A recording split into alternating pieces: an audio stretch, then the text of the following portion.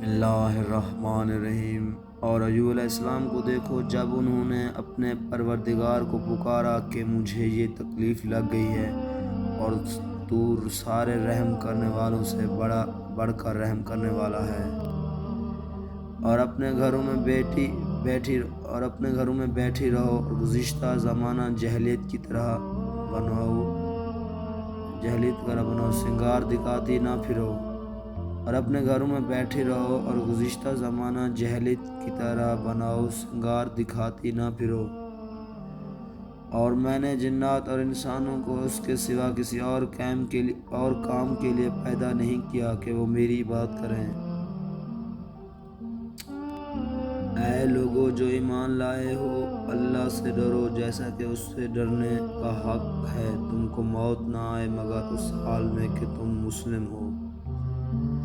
اور جس دن قیامت برپا ہوگی، اس روز مجرم لوگ ناامید ہو جائیں گے، اور جن کا حال یہ ہے کہ دیتے ہیں جو کچھ بھی دیتے ہیں، اور دل ان کے اس خیال سے کانپتے رہتے ہیں کہ ہمیں اپنے رب کی طرف پلٹنا ہے۔ غرض بہت اونچی شان ہے اور اللہ کی، جو صحیح معنی میں بادشاہ ہے، اس کے سوا کوئی معبود نہیں، وہ عزت والا عرش کا مالک ہے۔ اور میں نے جنوں اور انسانوں کو اس لیے پیدا کیا ہے کہ وہ میری عبادت کریں۔ اے نبی، اللہ تم کو اور مومنوں کو جو تمہارے پیرو ہیں کافی ہیں۔ اللہ ہی مخلوق کی ابتدا کرتا ہے اور وہی اس کو دوبارہ پیدا کرے گا، پھر تم سب کے سب۔ اللہ ہی مخلوق کی ابتدا کرتا ہے اور وہی اس کو دوبارہ پیدا کرے گا، پھر تم سب اس کے پاس واپس بلا لیے جاؤ گے۔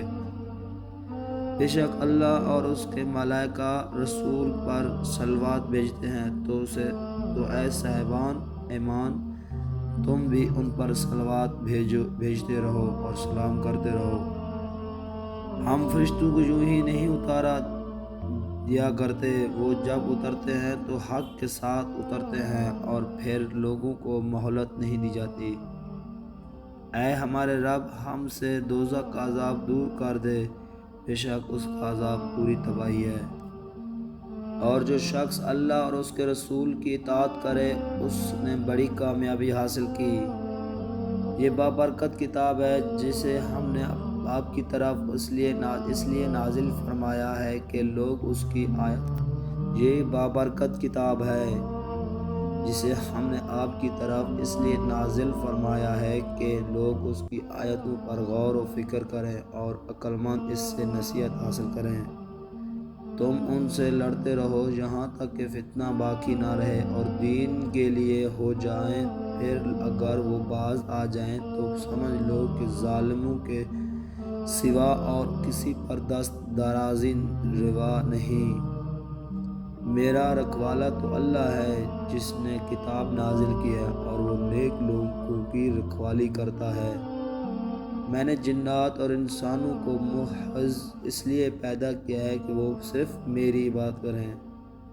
بے شک اللہ نیکی کرنے والوں کا اجر ضائع نہیں کرتا۔ حضرت امام علی علیہ السلام نے فرمایا، جب اللہ کسی سے خوش ہوتا ہے تو اس کے لیے نیکی آسان اور گناہ کرنا مشکل کر دیتا ہے۔ ہزاروں لوگوں میں اس ایک کو عزیز رکھو جو تمہاری غیر موجودگی میں بھی تمہاری عزت پر کوئی داغ برداشت نہ کر سکے۔ قبرستان بھرے پڑے ہیں ایسے لوگوں سے جو حق کے ساتھ اس لیے کھڑے نہ ہوئے کہیں مارے نہ جائیں۔ جب تم کسی انسان کی عزت اس کی دولت کی وجہ سے کرنے لگو تو جان لو کہ تم ایمان کھو بیٹھے ہو۔ اللہ کے لیے مثالیں نہ گھڑا لیا کرو، بے شک اصل حقیقت کو اللہ جانتا ہے اور تم نہیں جانتے۔ اس کو نگاہیں دیکھ نہیں سکتی، البتہ وہ نگاہوں کو دیکھ رہا ہے، اور وہ ہر چھوٹی سی چھوٹی چیز سے آگاہ اور باخبر ہے۔